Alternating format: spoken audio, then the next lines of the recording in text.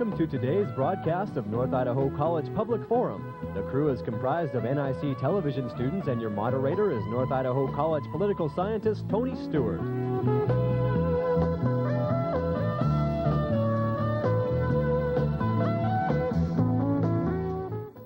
Welcome to the sixth week in our series entitled Beyond Darkness, A Human Response. As we've been doing in the previous programs, we're going to have a specific area that we wish to cover tonight, and I think we best can describe that by talking about our guest's book that she won the Pulitzer Prize for in 1983 entitled, Is There No Place on Earth for Me? I'm so happy to welcome to the program Susan Sheen, who is a staff writer for The New Yorker, and she's had that position since 1962. The book that she won the Pulitzer Prize for that I just indicated is only one of several books that she has published. Among her other books are 10 Vietnamese, A Welfare Mother, A Prison and a Prisoner, Kate Quinton's Days, and A Missing Plane. She has also written for a number of magazines, and many magazines have written about her. Our guest has also received the very prestigious National Mental Health Association Award.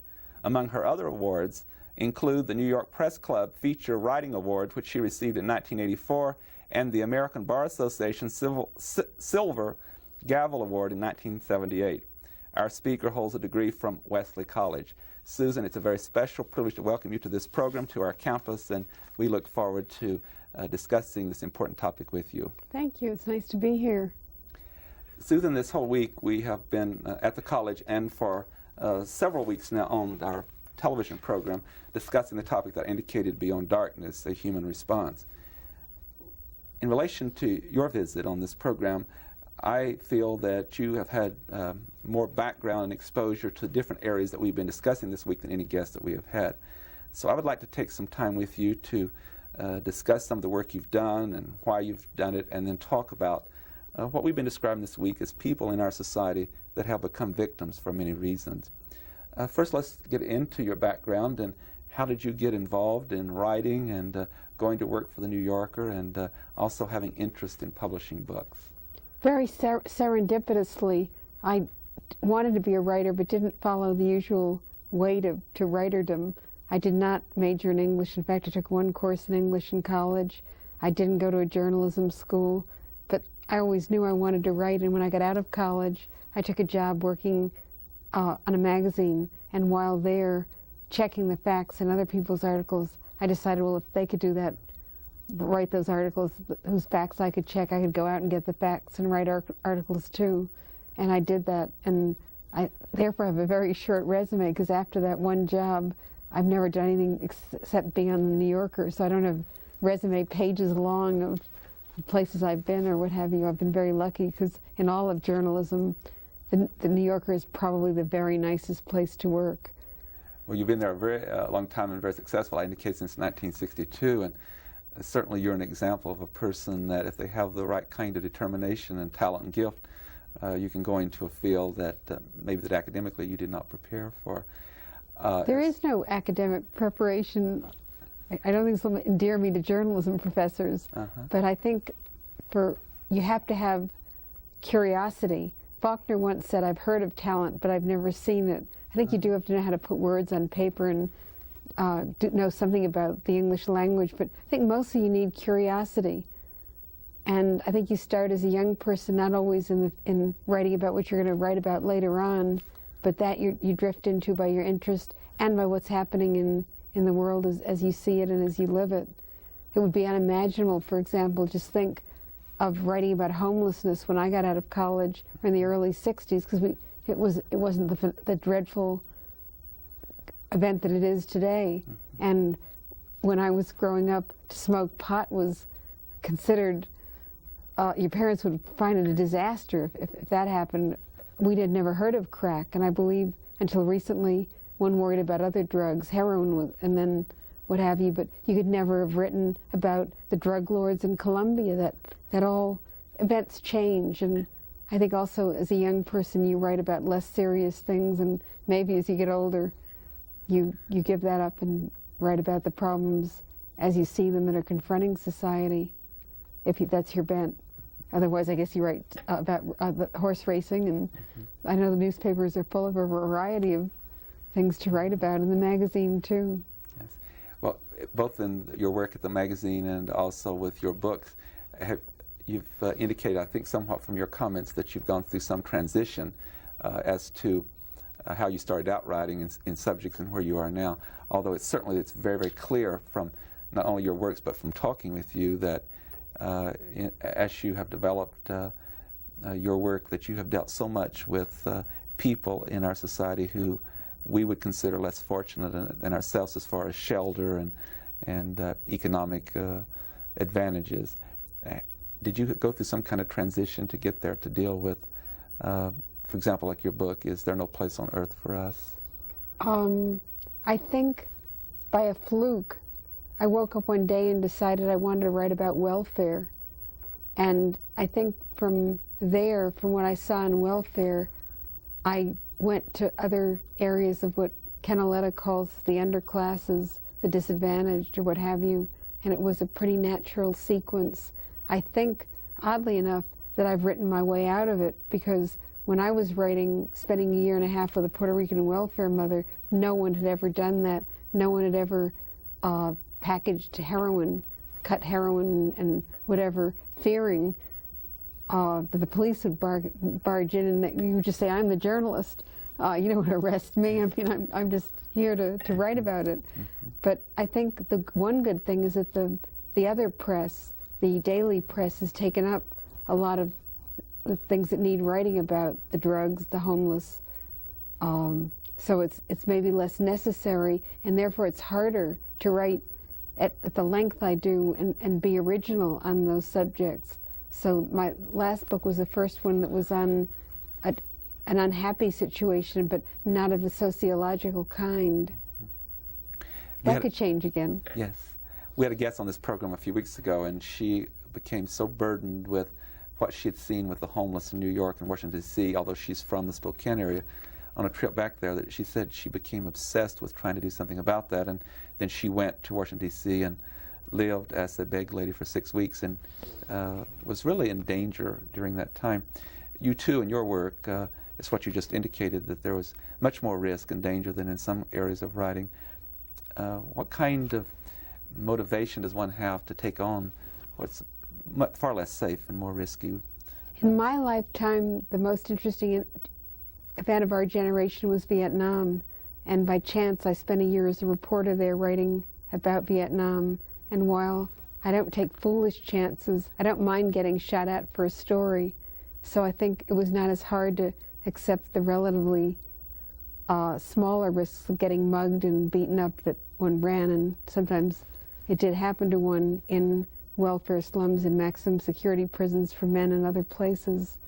And it almost became a challenge, because so often you were in a position where if you're a reporter, they assume that you're going to write a bleeding heart liberal story saying all the prisoners are innocent and all the guards beat up in them. This is not, as it turns out, the case.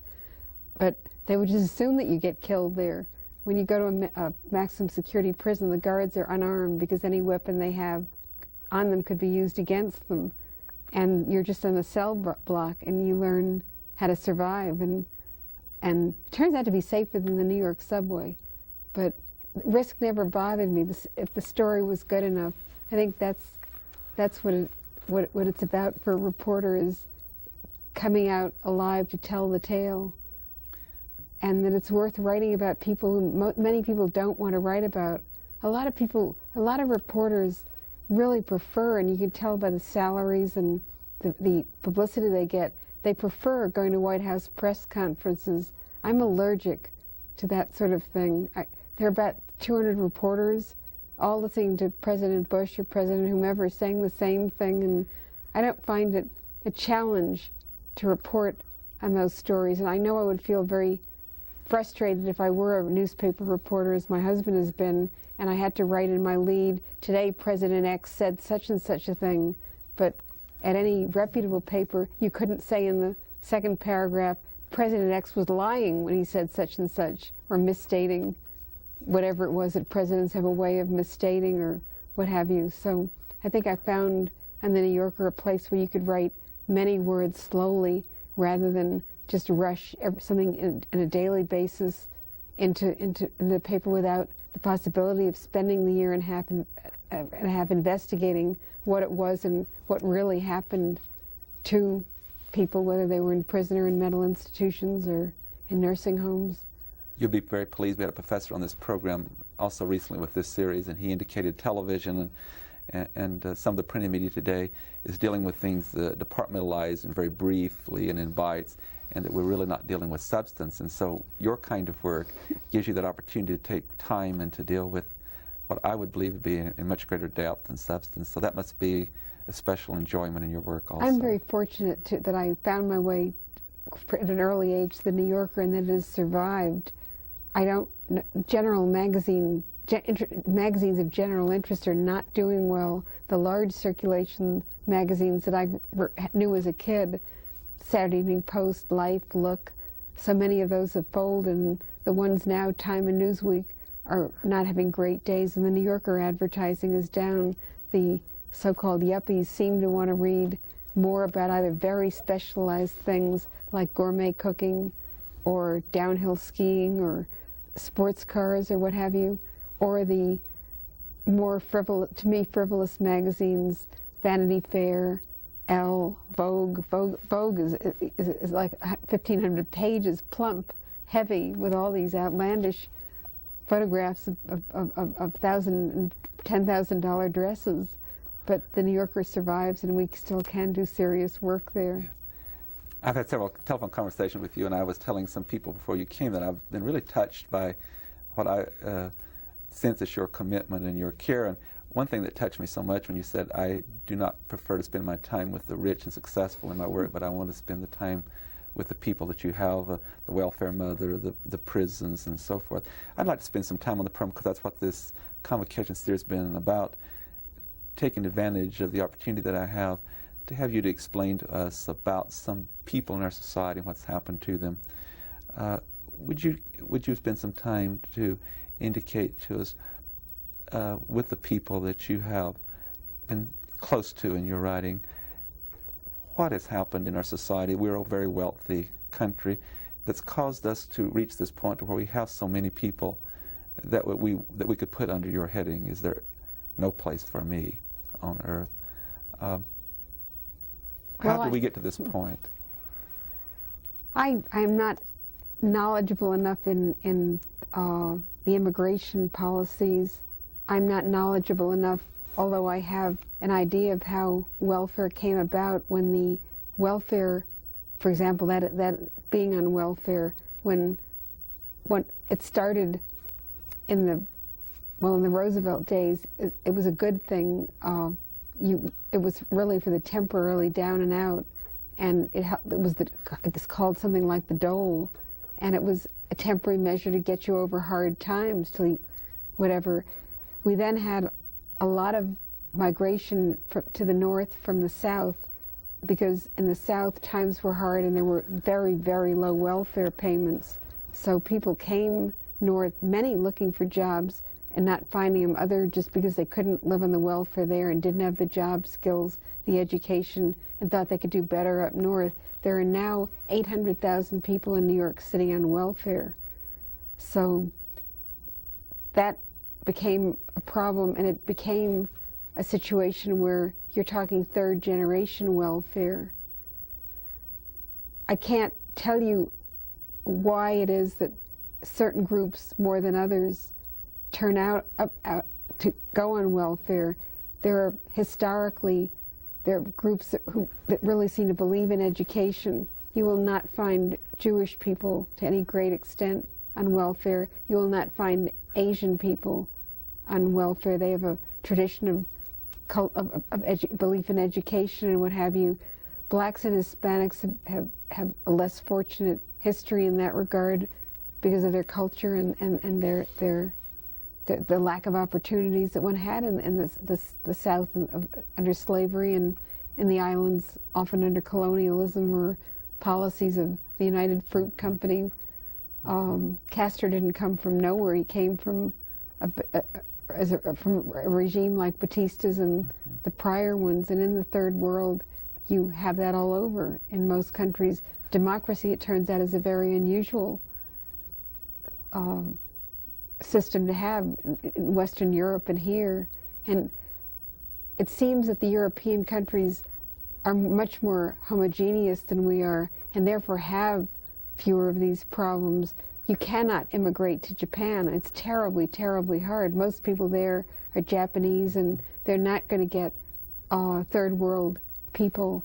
And in Switzerland and the other Scandinavia, they don't allow immigrants to come in and get on a welfare situation, and they have a very benevolent system where everything, your salary may be lower, but you have all the health care, all the things we want to have here and talk about having, the daycare, the maternity leave, the guaranteed payments in old age. They're not in havoc about Social Security, Medicaid, all the entitlement programs I think most of us who are liberal believe in, but it somehow have gone askew because in this country so much of the budget goes for the military, and from all I read, that's the one thing that no one will run on a platform of cutting. That's the sacred cow. And I think I saw in the paper just yesterday that the single thing that will be affected most are things like housing and the homeless in the budget that's being proposed.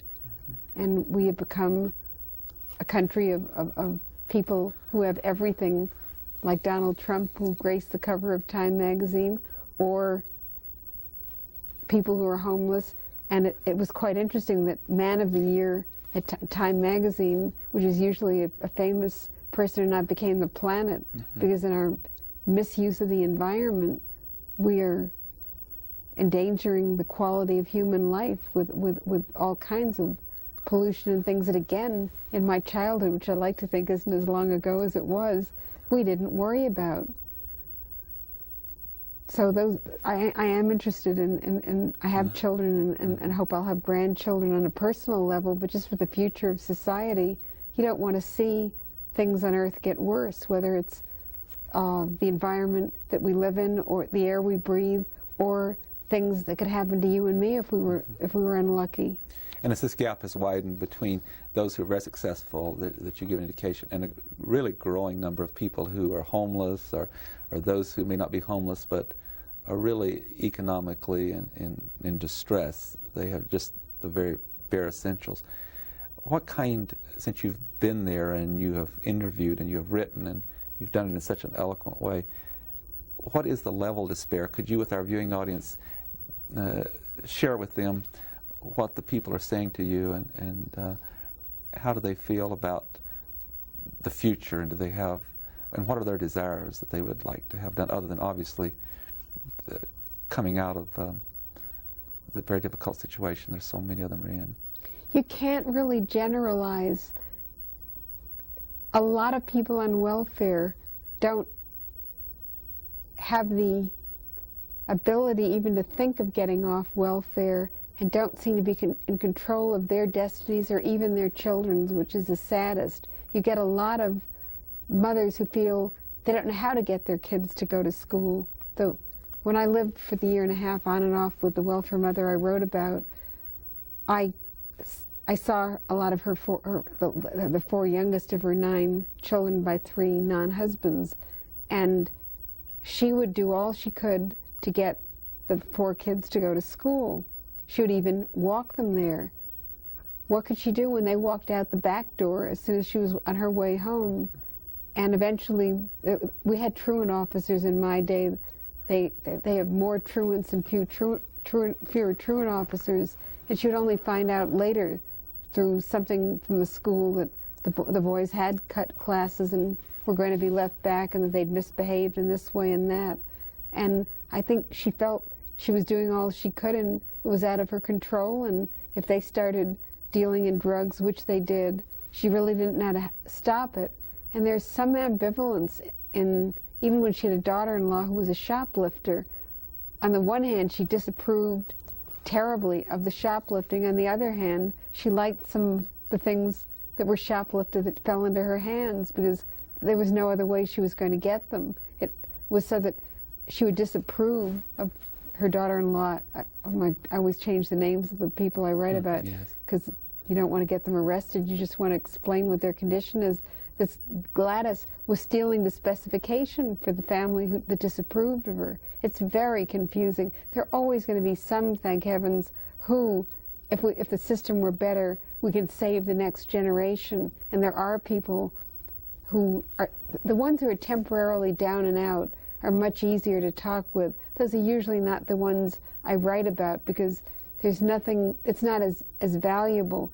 A person, say, who's worked for a blue-collar job, say a United States steel worker who gets fired because the steel industry is gone in this country, and all he can get is a job at minimum wage at McDonald's or something, and he can't support his wife and 3 children on that, and they wind up not being able to make the rent payments or whatever, and they are temporarily down on their luck. Often those people will bounce back. There are all sorts of other people who never had a job at United States Steel, no history at all of anything that was, you know, slightly more than marginal living. That's what you really worry about, because it's self-perpetuating. You can imagine now, when I've gone into the hotels, well, I haven't written about the homeless, I take an interest in it. If you're in a hotel, one thing leads to another. You lose your apartment to arson or some other event. You know, there isn't enough housing for the poor in this country. You then, let's say, are moved into a welfare type hotel. Your kids don't go to school because they're out of their school district into another part of town. There's supposed to be a bus at the front door to take them to school, but the bus often doesn't come. You're sort of disoriented. The kids fall behind in their education. Sometimes you're afraid to let them out of your sight because there are usually drugs in the areas of New York and Washington where they have these welfare type housing situations, and it just lasts, it endures, and it's very hard to get out of it. It must attack the self-esteem, and there must be such despair in that. I was thinking of, as you've talked about this, and it's been on my mind this week with other people we've had out on campus. Is it a possibility that because it has worsened and it's been with us, and is it a little bit like the Vietnam War, by seeing it on television every evening after a while, is there a chance that people become more hardened and they become used to it, they don't respond to address the problem for those that have? It really varies to where you get a man who I know personally and like personally, but a columnist who was until recently the executive editor of the New York Times, Abe Rosenthal, who now has a column saying he doesn't want to be bothered with beggars. He's sick of beggars, seeing them.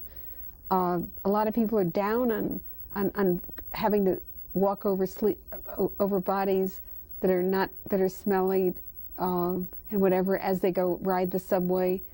You can't sit down on a bench. The homeless are sleeping on them. You can't walk through Grand Central without stepping over people. They've become just a regular fixture there. To other people, like, I was very glad to see that one of the first things Barbara Bush did was to go and serve meals in a women's shelter type place in Washington just the other day. So I think the attitude does vary. I think she really has always cared about things that the rest of us care about, like illiteracy and whatever. She didn't just suddenly invent causes because her husband became elected. So I think it does vary, and one can only hope that the decent side of human nature prevails. It's all the issues I've written about seem to be coming together. The title of the book, Is There No Place on Earth for Me, is a quote from the schizophrenic woman I wrote about who was institutionalized for most of her life. The time I wrote the book, she had just turned 30. When I finished, I guess she was 32, and she had been in a hospital, which was terrible, and a mental institution. Almost any of the ones I've seen in this country are pretty awful. What happened to them? We got this enlightened policy of deinstitutionalization. About 1/3 by all of the people who are the homeless are the formerly mentally ill who were in institutions, and it did seem an enlightened policy to deinstitutionalize. It looks a lot less enlightened when you see people who are psychotic on the street. So nothing is ever simple.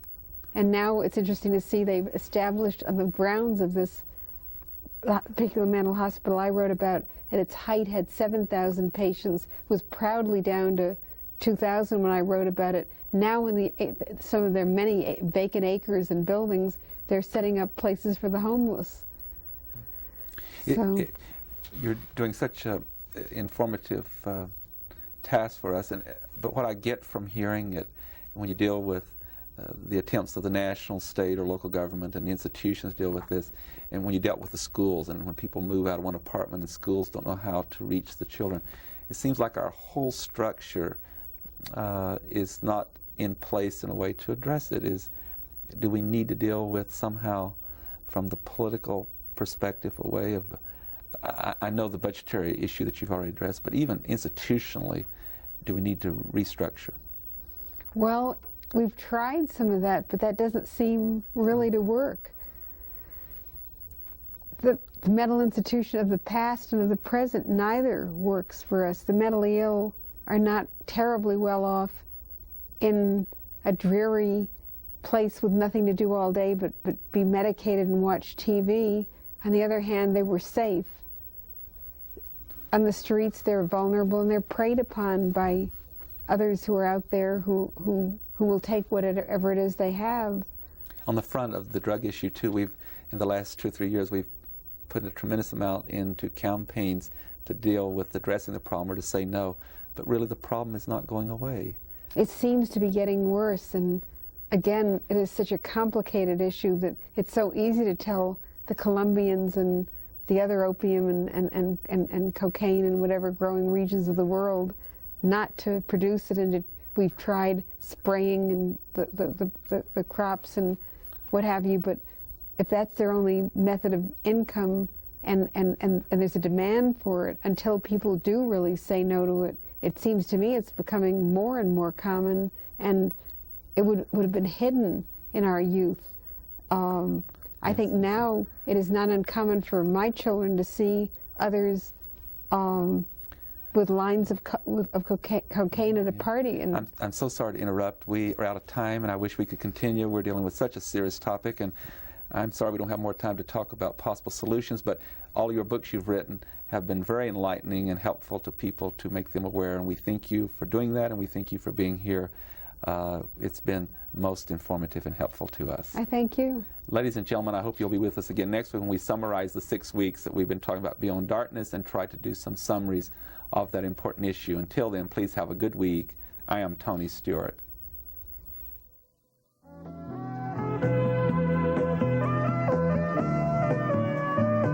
North Idaho College Public Forum can be seen at the same time each week over this station.